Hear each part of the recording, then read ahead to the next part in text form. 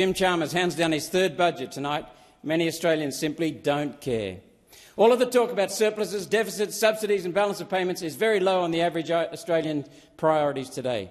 The biggest budget concern across dinner tables are skyrocketing mortgage costs, rents, grocery bills, insurance premiums and power bills. Australians don't need Treasurer Chalmers to tell them times are tough. They're living through tough times. Unfortunately, this budget shows the government isn't coming to help.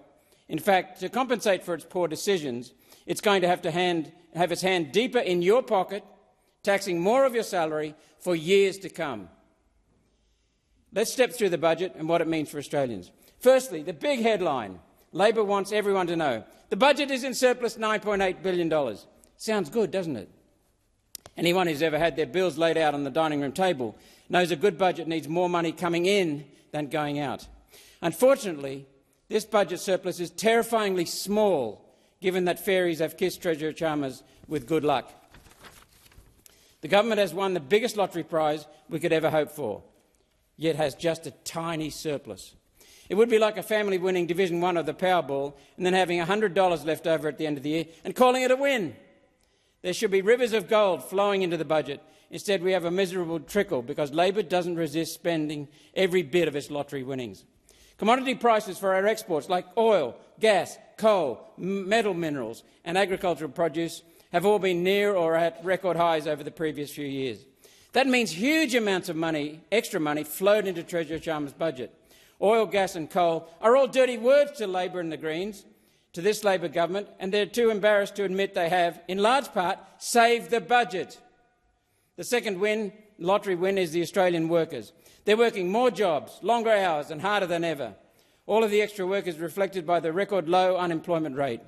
That means more taxes from hard-working Australians going into the budget coffers. More than ever before, record. That's the story of this budget, 3 years of some of the largest tax intakes government has ever recorded.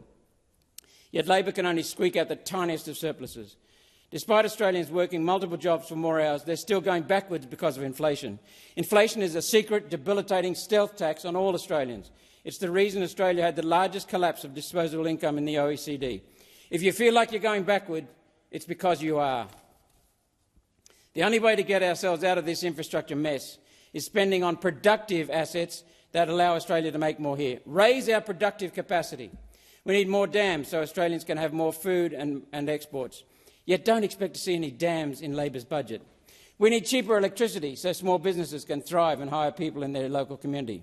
Instead, Labor will continue to throw us down the path of net zero pipe dream, guaranteed to bring higher energy prices, whether Australians pay for it on their power bill or with more taxes. Unfortunately, the Liberal, Nationals and Labor Greens are all a uni-party on net zero, all united in their commitment to kill our electricity grid. We need nation-building projects like the Iron Boomerang project to make millions of tonnes of the world's best quality steel right here in our country. One thing I can guarantee is there won't be enough action on immigration in this budget. The Prime Minister has leaked they expect net overseas migration to come in at 300,000 next year. 300,000! This is a horrifyingly large number. It's excessive. Prior to COVID, there were 1.9 million visa holders likely to require housing in the country. There are now 2.3 million, plus 400,000 tourists. That's causing the terrible rental and housing crisis. Now the government wants to make that 300,000 people worse again. Where will these people sleep, Prime Minister? That sums up what we can expect from this Labor budget. More Australians sleeping in cars, under bridges, in tents and in caravans. First-home buyers destroyed by their mortgage repayments, while inflation runs out of control. Small businesses being strangled by power prices. Does this sound good? This is hopeless. And many more shocking stories of how the Australian dream has been ruined by decades of the Liberal, Nationals, Labor, Greens, Uni-Party, acting together, implementing the World Economic Forum and United Nations agenda. A better way is possible. A much better way is possible. And One Nation will reveal how in our response to the budget this week.